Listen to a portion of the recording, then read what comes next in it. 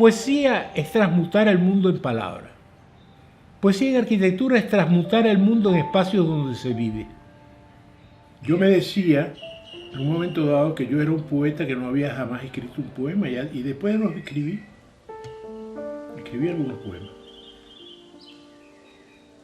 Mi arquitectura es figurativa.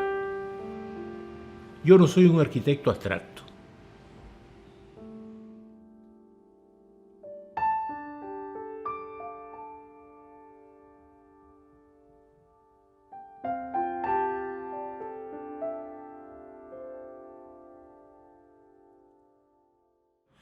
Mi padre, que era médico, me decía, sí, tú estudias lo que tú quieras, pero la medicina es muy bonita.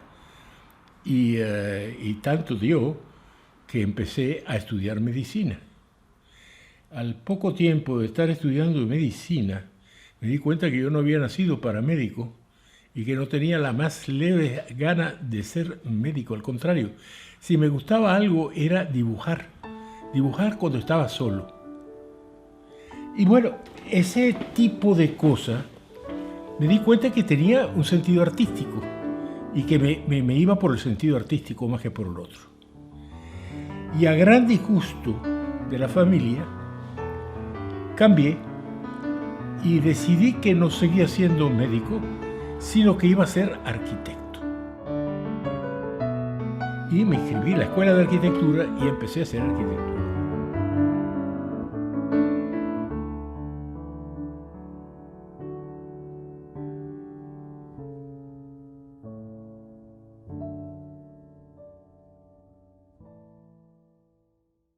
Cuando ya graduado, tengo el primer cliente. Una cosa que me interesaba fue primeramente que el edificio, la casa, tuviera algo de alguien que me apasionaba en el momento, que era Mies van der Rohe. Y hice una pobre casa miesiana, graciosa para un estudiante, pero sin pretensiones de ser gran arquitectura. Más adelante hice otras 2 casas en La Habana, en donde traté por primera vez de hacer algo que fuera cubano, que fuera eminentemente cubano. Es decir, que yo empecé haciendo una serie de casas privadas, pero que no había dado todavía el salto mortal. Hice unas casitas pequeña,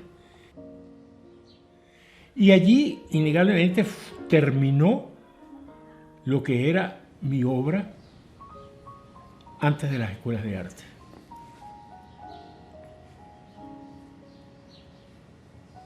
En fin, el tanteo del que empieza, ¿no?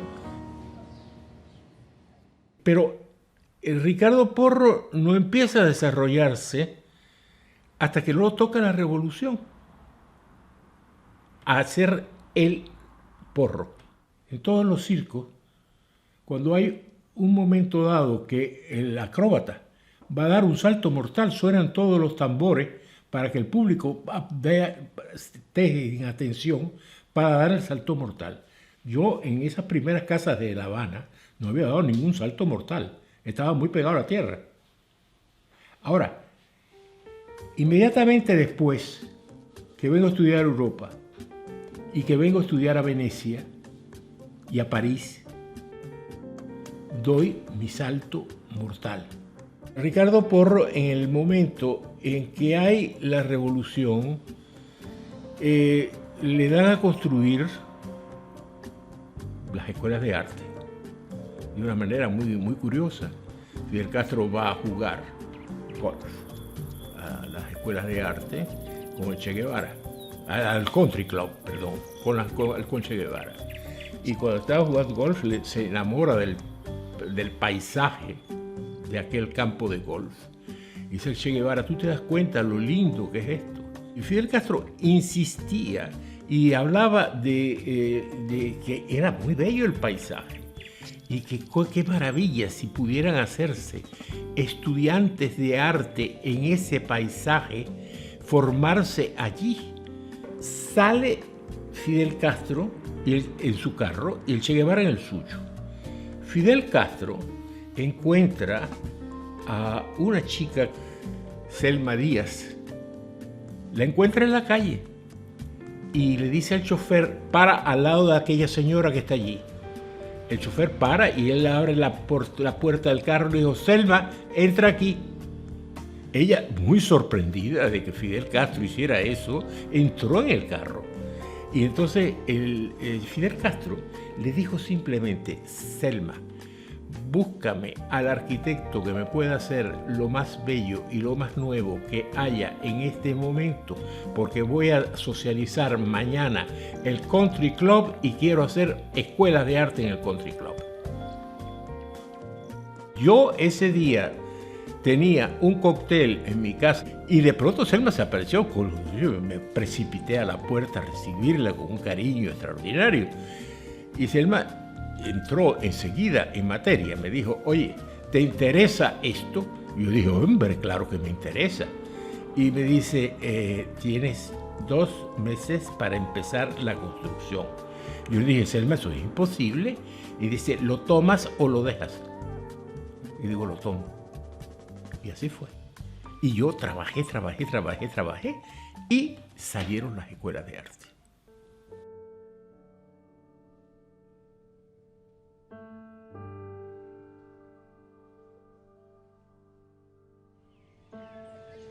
En la escuela de artes plásticas, justamente, se concibió como una ciudad.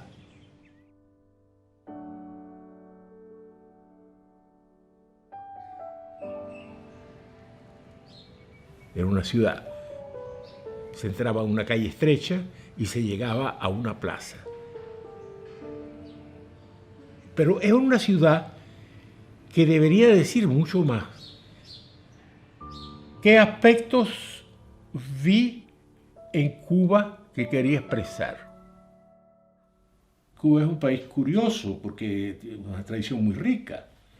Hay 2 tradiciones, la tradición que se hereda de España y la otra es la tradición que se hereda del África.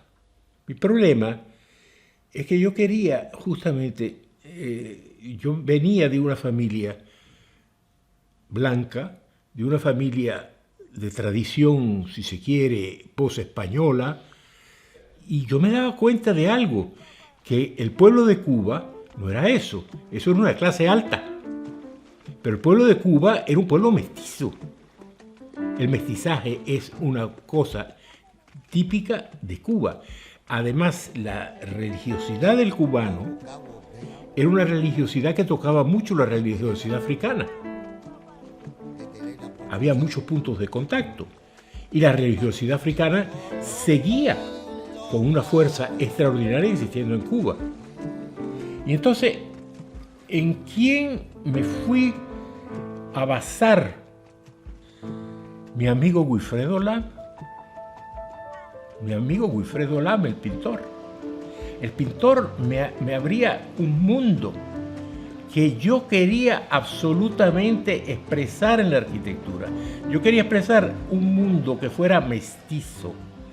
Yo quería sacar fuera una cosa que nadie había sacado hasta ese momento, que era el mestizaje de Cuba. Inmediatamente me dije, pero hay un elemento esencial en todo lo que es la cultura africana, en la música de Cuba, que es el eros. El eros que se conserva de una manera fundamental. El eros es la música cubana. La música cubana es una música sensual que toca casi el erotismo.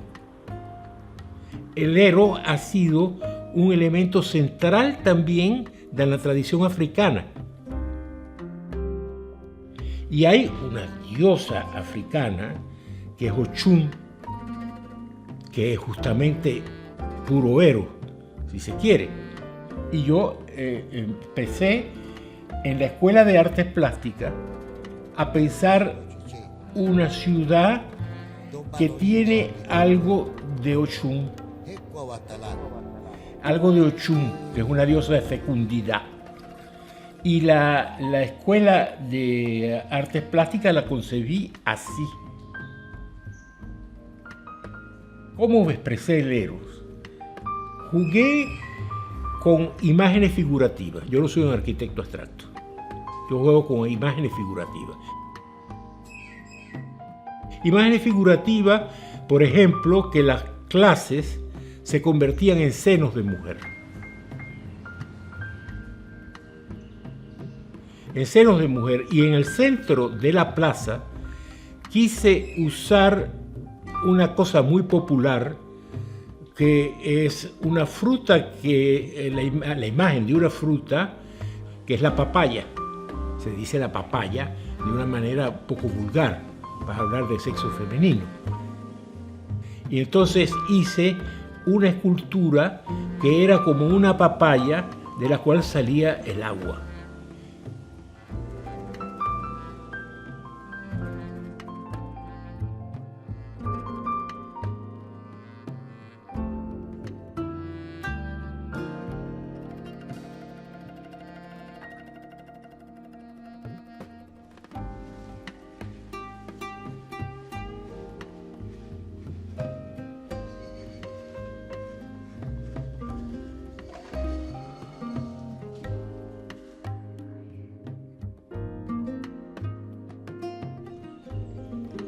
Ahora, vamos a hablar de dos maneras de significar.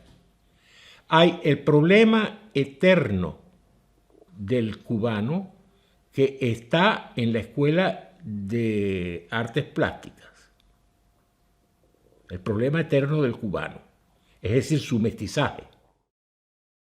Hay otro problema de significación que para mí era esencial, que era el momento preciso que estaba viviendo Cuba, jugar con los contenidos de ese momento preciso, que era el momento de la revolución.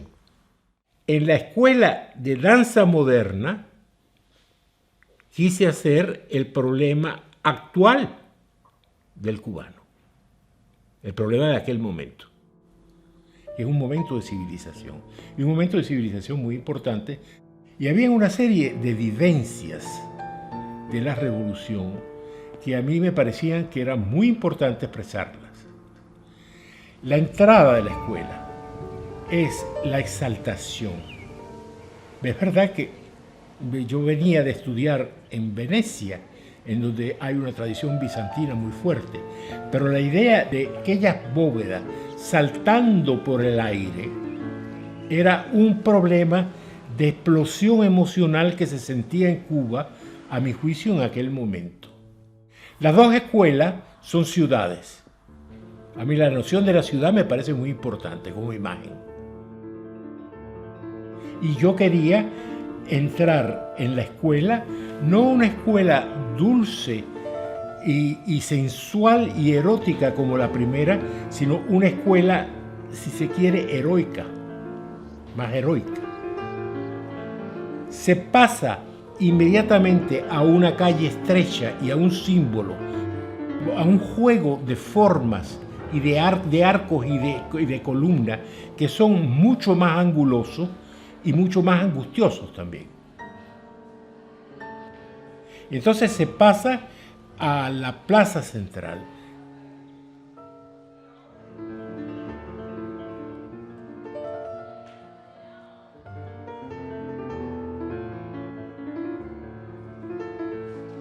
Al final, el teatro en el cual se sube encima y se ve una imagen total de todo lo que es esa especie de ciudad, esa especie de explosión emocional y el suelo como si se hubiera roto de un puñetazo.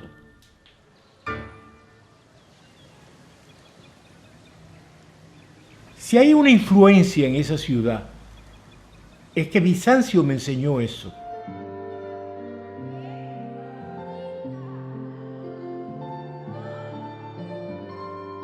Las salas de danza son como si hubiera un espacio central que explota y la explosión lanza para arriba todo lo que son los techos de las bóvedas.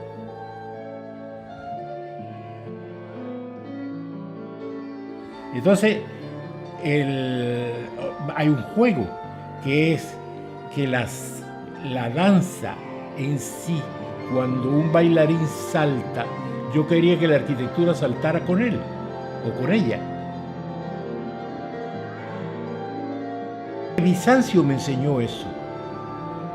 Me enseñó a jugar con espacios que explotan, con espacios que se lanzan hacia afuera, con una violencia extraordinaria. Y eso me parecía que era el momento de Cuba que yo quería expresar.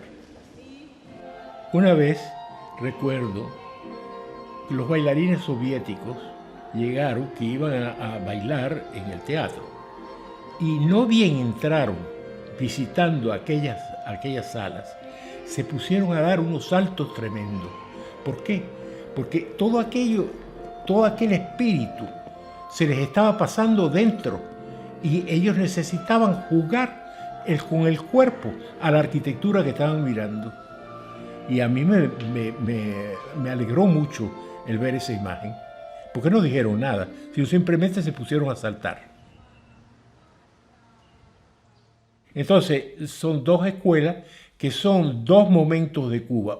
La escuela de danza moderna, yo lo quería hacer como el momento que se estaba viviendo, la expresión de ese momento.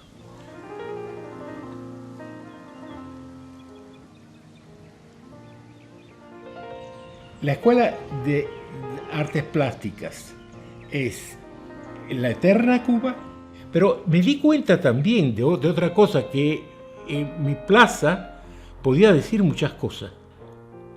Y un día, ya casi al final, había todavía un obrero trabajando, un obrero negro, y yo llegué al fin del día a la escuela y me acerqué a él y le dije: óigame, ¿usted sería tan amable de decirme a qué se le parece esta plaza? El obrero se paró, miró la plaza y me dijo: bueno, si usted quiere que yo le diga, esto me parece una papaya. Y dice: pero además de eso, me da la sensación que es como si fuese el vientre de un cocodrilo. Entonces yo me di cuenta que la obra de arte podía tener una serie de cantidad de significaciones que se le pueden dar. ¿Y qué cosa es mejor en una obra de arte? Cuando la obra de arte es capaz de abrir mundos, muchos mundos, y que pueda dar muchas significaciones y muchas posibilidades de significación. No hay nada más aburrido que un cuadro abstracto en donde uno no ve más que 3 rayitas. No me gusta eso. Prefiero lo otro.